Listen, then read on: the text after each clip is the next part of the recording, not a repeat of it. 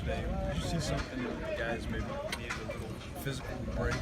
Yeah, it wasn't a whole lot shorter, just probably about a total of 8 minutes or so. Okay. And so just little things that we streamlined, and whether it was one less rep of a team period or a little bit individual. Yeah. Is that just because it's getting later in the year? You want guys to be fresher? Yeah, it's a combination of things. Yeah, I mean, at this point in the year, you're always, fresh is a relative term. Yeah. Just like health is a relative term.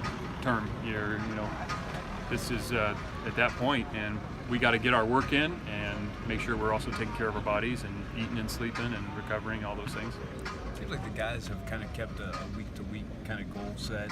At this point in the season, do you start talking to them at all about goals, end of season type of goals? Or? Yeah, no, that's a good question. So, we talk a lot about handling what we can handle. Controlling the controllables. Obviously, getting to a bowl game is a goal for any team, and it's no different for us. But the only way to get there is to take care of this week and prepare as hard as we can and practice as hard as we can, get to the game and play as hard as we can. So those are the things we focus on. We feel like if we take care of the things we control, then we'll be in a position. On top of getting that extra game and travel and the experience of a bowl, how much would kind of having those developmental extra practices help if you guys could pull off a bowl? Yeah, the more practice you get, the better. Yeah. And so obviously the bowl practices and those things are obviously important to every program. But like I said before, all we're focusing on right now is today's practice and now getting ready for tomorrow's practice. On the series with UNLV, was that in the works before you got here, or did that sort of come up? Yeah, that was happening well before. I would assume well before. Yeah, those things tend to be 3, 4, 5, 8 years out, it seems like. So yeah, that was well before I was here. We'll do a thing on Ray Davison this week, and just wonder what kind of season he's had, what you've seen out of him. I think he's done a great job, and he has played a lot of football here in different roles, and he played well for us early in the season. Then we needed some help at outside linebacker position, and he's a smart, really, really smart guy, and he understands the defense, and I still think he's, each week he plays better and better, and he's a real conscientious guy. The guys on the team really respect him, so we're in a better place because of Ray and what he's brought to our team. Were you guys just basically looking for depth when you moved him outside, or was there something about his skill set that you said, hey, maybe moving him out of the middle? Combination. Yeah, okay. Yeah, I think he's even playing at a higher level even out there, just because some of the skills he possesses. He's got good pass rush. He chases the ball really well, and not that he wasn't doing some good things inside, but I think it's shown up on tape and impacting the game at outside. He's one of the best quotes that we have out here. What is he like in the locker room, in the meeting rooms, on the field? I think he's got a big personality.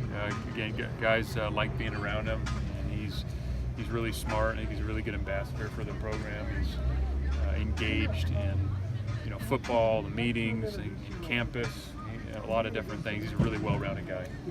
How's the offensive line shaping up as far as getting guys back and getting guys healthy? Is that coming along? It's coming along. Yeah, it's coming along. We'll see by Saturday, but I think again it's one of those things we talked about. We're in season healthy, which means we're banged up at spots, and we got to have guys that can play different positions, especially at O-line, and that's what they're practicing this week. What about Patrick? Is he likely to come back? Yeah, we're hopeful. We're hopeful he'll be back, and he's got back in practice and those things. So yeah, if he's able to play, Pat will play. That's in his DNA. I was talking to Coach Deruyter about when you got the job. He was texting you and helping to weigh you down. Do you remember what it was? Not wear me down. What it was that finally wore you down? No, it wasn't that at all. I've known Coach Deruyter kind of 1 degree of separation for a while, and we had actually talked probably over before last fall about getting together in the off season and talking football, and I had known a lot of people that have worked for him or with him, and so you kind of connected that way in football, and we were about 1 degree away. Anyway, so when things started happening, we got a chance to talk, and during that time, as you can imagine, it's pretty busy, you know. And so we finally got a chance to talk and come over. And like I said, I knew a lot of the people that knew him, and all of them said the same things. You know, he's a great guy, he's a really good coach. We get along fantastic, and that's true. And so we visited for just a little while here in Berkeley, and you know, obviously talked a little football, and he knows a ton of football, and just his kind of personality and his ability to communicate with people and connect people and get them on the same page has been huge for us. So. With Oregon State coming in, big piece for them is Ryan Null. Yeah. How many different ways do they use him? I know they use him Wildcat, all kinds of other stuff. Yeah, a lot of different ways, different runs. He'll line up in different places. They use him in motion. They'll direct snap it to him. He's a really talented player. He's a big guy. He runs really hard, and so he's a really good weapon for him. And so they move him around, and it's not like he's always doing the same thing. So they keep you on your toes with those things.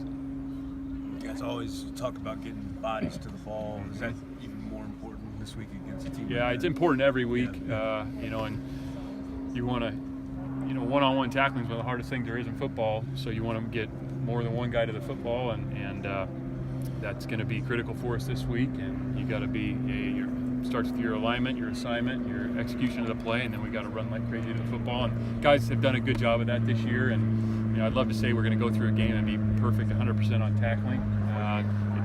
It's not likely. I'm not sure anybody does. So it's about running to the ball and playing team defense, and we're going to have to do that this week.